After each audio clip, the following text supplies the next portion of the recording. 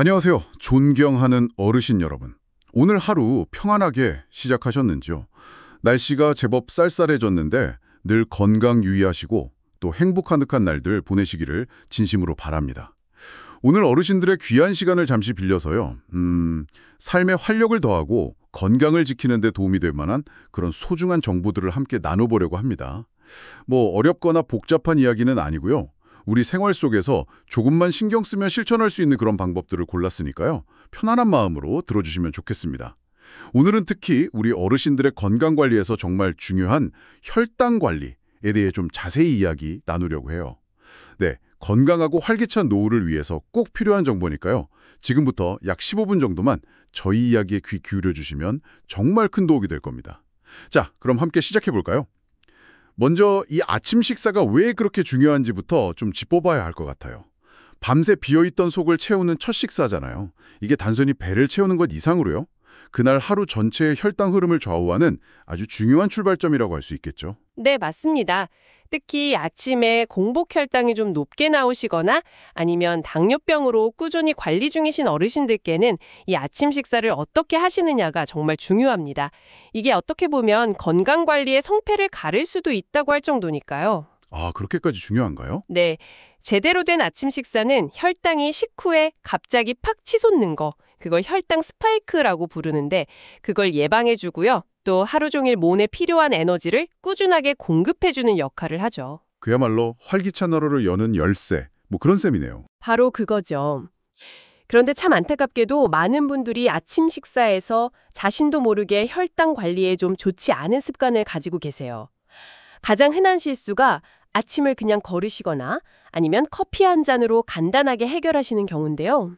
아, 저도 가끔 바쁘면 커피만 마실 때가 있는데 그게 안 좋은 거군요. 네, 밤새 비어있던 속에 커피만 들어가면 혈당 조절이 좀 불안정해질 수가 있고요. 또 어떤 연구에서는 카페인이 인슐린의 작용을 좀 방해할 수도 있다고 하거든요. 게다가 빈속에 마시는 커피는 위에 부담을 주기도 하고요. 아하, 그래서 커피를 좋아하신다면 가급적 식사 후에 드시거나 아니면 적어도 계란이나 두부 같은 단백질을 조금 드신 후에 즐기시는 편이 훨씬 낫습니다. 단백질 먼저 먹고 커피 마시기 기억해야겠네요. 네. 그리고 또 하나, 정말 피해야 할 습관이 있는데요. 아침부터 흰쌀밥, 흰빵, 떡, 아니면 달콤한 시리얼, 잼 듬뿍 바른 빵, 이런 거요. 이런 정제된 탄수화물 위주로 식사하시는 거예요. 아, 달콤하고 부드러워서 아침에 먹기 편하긴 한데 그렇죠. 근데 이런 음식들은 소화 흡수가 너무 빨라서 혈당을 정말 급격하게 올렸다가 얼마 안 가서 뚝 떨어뜨립니다. 혈당이 이렇게 출렁거리면 금방 피곤해지고 또 금방 배가 고파져서 점심이나 저녁에 과식하게 될 가능성이 커지죠. 아, 그래서 아침을 먹었는데도 금방 허기지고 피곤했나 보네요. 네, 그럴 수 있습니다. 실제로 호주에서 진행된 연구를 보면요. 아침에 계란처럼 단백질이 풍부한 식사를 한 그룹하고 시리얼을 먹은 그룹을 비교했더니요. 계란을 먹은 쪽이 훨씬 오랫동안 포만감을 느꼈고 점심때 먹는 양도 자연스럽게 줄었다고 해요. 아, 신기하네요. 아침 식사 하나가 점심까지 영향을 미치는군요. 네, 그렇죠. 물론 과일 주스나 탄산음료 같은 단 음료도 아침에는 피하시는 게 좋고요. 알겠습니다. 커피만 마시는 거, 또 흰빵이나 잼 바른 빵 같은 거 아침 혈당에는 좀 피해야겠네요. 그럼 혈당 관리에 도움이 되면서도 우리 어르신들이 좀 맛있고 간편하게 드실 수 있는 아침 식사 어떤 게 있을까요?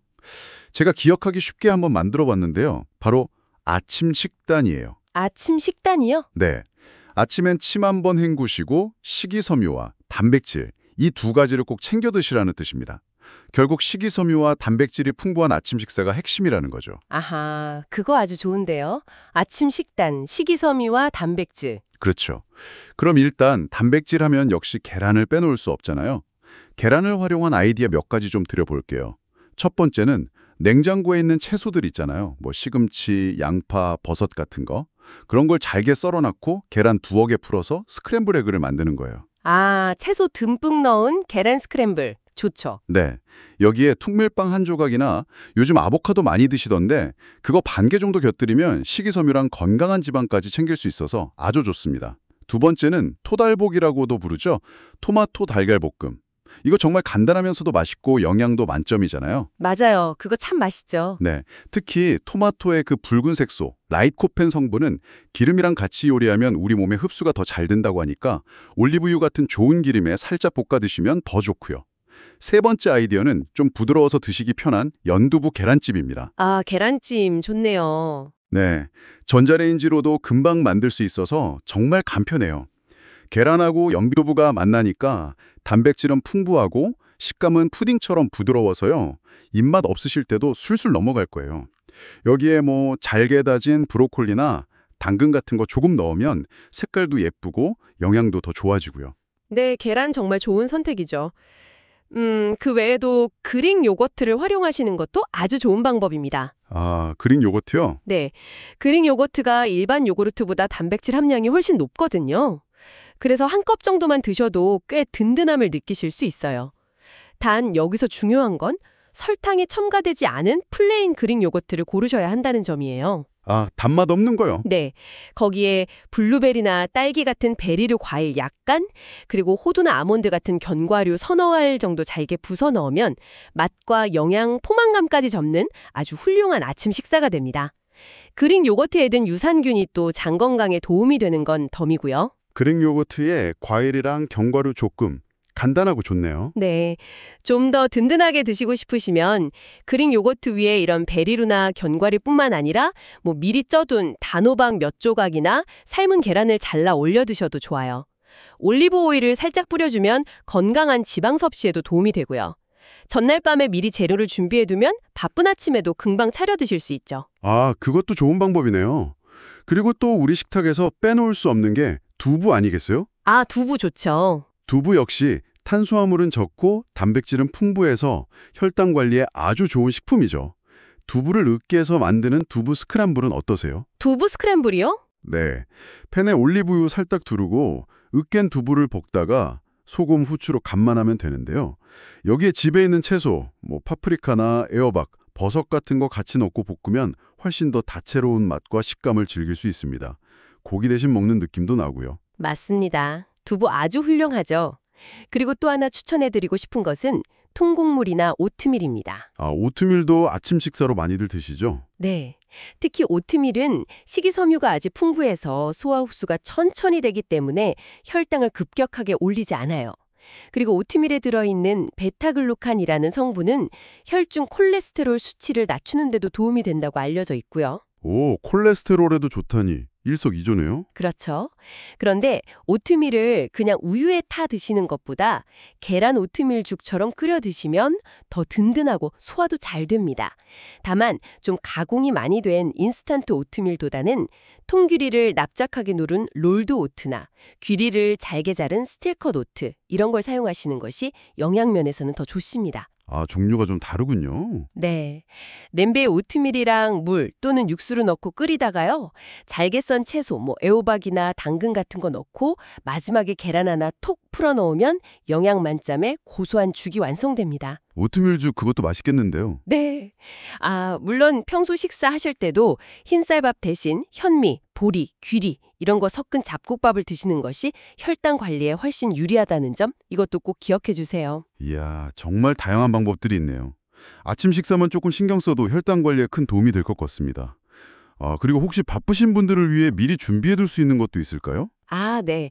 그 치아씨드라고 들어보셨어요? 치아씨드요? 그 작은 씨앗 같은 거 말씀이시죠? 네, 맞아요. 그 치아씨드 2스푼 정도를 우유나 두유 반컵 정도에 섞어서 냉장고에 하룻밤 넣어두면요. 다음날 아침에 푸딩처럼 몽글몽글해지거든요. 이게 식이섬유, 단백질, 오메가3 지방산까지 풍부해서 영양도 좋고요. 물을 만나면 부피가 커져서 포만감도 주면서 소화 속도를 늦춰서 혈당 조절에 도움을 준다고 해요. 오, 미리 만들어둘 수 있다니 편리하겠네요. 치아씨드 푸딩. 네, 그렇죠. 그렇게 아침 식사를 건강하게 챙겨 드시는 것과 더불어서요. 평소 생활 습관을 조금 바꾸는 것만으로도 혈당 관리에 큰 변화를 가져올 수 있습니다. 그중에서도 걷기 운동은 정말 아무리 강조해도 지나치지 않습니다. 걷기요? 가장 기본적인 운동인데요. 네, 우리 몸의 근육이 혈액 속의 포도당을 에너지원으로 사용하고 또 저장하는 일종의 혈당 창고 역할을 하거든요. 그래서 근육량이 충분하면 혈당 조절이 훨씬 수월해지는 거죠. 아, 근육이 혈당 창고 역할이라 재밌는 비유네요. 그렇죠. 그런데 여기서 흥미로운 점은 그냥 걷는 것보다 얼마나 빨리 걷느냐가 혈당 조절에 더 큰 영향을 미친다는 연구 결과들이 많다는 겁니다. 빨리 걷는 거요? 속도가 중요하다는 말씀이시죠? 네, 아무래도 빨리 걷는 분들이 대체로 근육량도 많고 심폐기능도 좋기 때문일 텐데요. 중요한 건 지금 당장 근육량이 조금 부족하시더라도 괜찮아요. 의식적으로 보폭을 좀 넓히고 속도를 내서 걸으려고 노력하는 것 그 자체만으로도 근육의 질과 양이 개선되고 심폐지구력이 향상되는 효과를 얻을 수 있다는 겁니다. 와, 노력하는 것만으로도 효과가 있다니 희망적인데요. 네, 한 연구에 따르면 느릿느릿 걷는 것보다 그러니까 시속 3km 미만으로 걷는 것보다 활기차게 빠르게 걸으면 한 시속 5, 6km 정도로요. 그러면 당뇨뼈 발병 위험이 24%나 낮아진대요. 그리고 숨이 찰 정도로 더 빠르게 거의 경보 수준으로 걸으면 그 위험이 39%까지 감소한다고 합니다. 와, 39%나요? 정말 차이가 크네요. 그냥 걷는 게 아니라 빨리 걷는 게 그렇게 중요하다니 좀 놀랍습니다. 그럼 우리 어르신들께서 걷기 운동을 하실 때 좀 더 효과를 높이면서도 안전하게 할 수 있는 요령 같은 게 있을까요? 아, 네. 몇 가지 팁을 드리자면요. 처음부터 너무 무리해서 빨리 걸으려고 하시기보다는 평소 걷는 속도보다 조금 빠르게 그리고 꾸준히 자주 걷는 습관을 들이는 것이 좋습니다. 몸이 좀 익숙해지시면 인터벌 걷기라는 걸 시도해 보세요. 인터벌 걷기요? 그건 뭔가요? 예를 들어 1분 동안은 숨이 살짝 찰 정도로 빨리 걷고 다음 1분은 편안한 속도로 걷고 이걸 반복하는 거죠. 또는 3분 빨리 걷고 3분 보통 속도로 걷고 이런 식으로요. 이렇게 하면 심장과 근육에 너무 무리를 주지 않으면서도 운동 효과를 높일 수 있습니다. 아, 강약을 조절하면서 걷는 거군요. 또 한 가지 방법은 평소보다 보폭을 한 뼘 정도, 약 10cm만 더 넓게 벌려서 걷는 겁니다. 이렇게 하면 허벅지 뒤쪽하고 엉덩이 근육을 더 많이 사용하게 돼서 근력 강화에 도움이 되거든요. 보폭을 10cm 넓게? 그것도 시도해 볼 만하겠네요. 그런데 여기서 정말 중요한 주의사항이 있어요. 어르신들은 아무래도 젊은 사람들에 비해서 균형 감각이나 근력이 약하실 수 있거든요. 그래서 너무 빨리 걷거나 보폭을 무리하게 넓히려다가 넘어지실 위험, 즉 낙상 위험이 있습니다. 절대로 욕심내시면 안 돼요. 아, 맞아요. 낙상 정말 조심해야죠. 네, 만약 넘어질까 봐 좀 걱정되신다면 차라리 집안에서 벽을 짚고 앉았다 일어서기, 그 스쿼트 동작이나 까치발 들기 같은 간단한 근력 운동으로 먼저 다리 힘을 기르시는 것이 더 안전하고 효과적일 수 있습니다. 그리고 밖에서 걸으실 때는 길이 울퉁불퉁하거나 경사진 곳은 좀 피하시고요. 운동 전후에는 가벼운 스트레칭으로 몸을 꼭 풀어주는 거 잊지 마세요. 네, 안전이 최우선이니까요. 무리하지 않는 선에서 꾸준히 하는 게 중요하겠네요. 걷기 말고 또 중요한 게 있을까요? 운동만큼이나 중요한 것이 바로 먹는 순서입니다. 먹는 순서요? 네, 정말 신기하게도요. 매일 먹는 밥하고 반찬은 그대로 두더라도 무엇을 먼저 먹느냐, 그 순서만 바꿔도 식사 후에 혈당이 올라가는 속도와 높이를 상당히 조절할 수 있다는 것이 여러 연구를 통해 밝혀졌습니다. 순서만 바꿔도요? 네, 어떤 순서인데요? 그 비결은 바로 식사하실 때 채소 반찬, 나물이나 샐러드 같은 식이섬유 있죠. 그리고 단백질이나 지방 반찬, 고기, 생선, 두부, 계란 같은 거요. 이걸 먼저 충분히 드시는 거예요. 그리고 나서 한 10분에서 15분 정도 시간 간격을 좀 둔 다음에 밥이나 면, 빵 같은 탄수화물 음식을 드시는 겁니다. 아, 채소랑 고기 먼저 먹고 밥은 나중에 먹어라. 네, 맞아요. 저희는 기억하기 쉽게 식 플러스 단 마이너스 10탄 식사법이라고 부르기도 해요. 식 플러스 단 마이너스 10탄? 네, 식이섬유와 단백질 먼저 먹고 10분 뒤에 탄수화물을 먹는다는 뜻이죠. 와, 식 플러스 단 마이너스 10탄. 이거 정말 쉽고 중요한 비결인데요. 그렇죠. 밥 먹기 전에 나물 반찬이나 계란찜 같은 걸 먼저 먹으면 되는 거군요. 꼭 기억해둬야겠습니다. 지방 성분이 위에서 음식이 소장으로 내려가는 속도를 늦춰주거든요. 그리고 탄수화물이 우리 몸에 흡수되는 속도 역시 지연시켜주고요. 덕분에 혈당이 식사 후에 천천히 그리고 완만하게 오르게 되는 거죠. 아주 간단하지만 효과는 정말 확실한 방법이니 꼭 한번 실천해보세요. 네, 꼭 실천해보겠습니다. 그 외에도 우리 어르신들께서 혈당 관리를 위해 평소에 실천하면 좋은 습관들이 또 있을까요? 네, 몇 가지 더 말씀드리자면 우선 식사 시간을 최대한 규칙적으로 지키시는 것이 좋습니다. 특히 아침 식사를 거르지 않는 것이 중요하고요. 그리고 물이나 설탕 없는 차, 보리차나 옥수수차 같은 걸 충분히 마셔서 몸에 수분이 부족하지 않게 하는 것도 혈당 조절에 도움이 됩니다. 물 마시는 것도 중요하군요. 네, 단백질을 드실 때는 기름진 삼겹살이나 갈비보다는 생선, 닭가슴살, 살코기 위주로 선택하시는 것이 좋고요. 간식으로는 설탕이 첨가된 과자나 빵 대신에 호두, 아몬드 같은 견과류를 하루 한 줌 정도 드시는 것이 건강한 지방 섭취에 도움이 됩니다. 아, 그런데 한 가지 꼭 유념하셔야 할 점이 있는 것 같아요. 가끔 여주나 돼지 감자 같은 특정 식품이 혈당 조절에 좋다고 해서 그것만 너무 많이 드시려는 분들이 계시더라고요. 아, 맞아요. 그런 경우 있죠. 네, 어떤 음식이든 한 가지에만 너무 의존하는 것은 바람직하지 않은 것 같습니다. 다양한 음식을 골고루 드시면서 균형 잡힌 식단을 유지하는 것이 훨씬 중요하겠죠? 선생님이나 영양사 같은 전문가와 먼저 상의하셔야 한다는 점입니다. 어르신 개개인의 건강 상태나 복용 중인 약 등을 다 고려해서 맞춤 조언을 받는 것이 가장 안전하고 효과적입니다. 네, 전문가 상담이 필수군요. 네, 맞습니다. 특히 어르신들의 당뇨병 관리는 젊은 사람들과는 목표나 주의점이 좀 다릅니다. 노쇠라는 개념을 이해하는 것이 중요한데요. 노세요? 네, 노쇠는 단순히 나이가 많다는 뜻이 아니고요. 전반적인 기력이나 신체 기능, 또 스트레스나 질병으로부터 회복하는 능력이 떨어져 있는 상태를 의미합니다.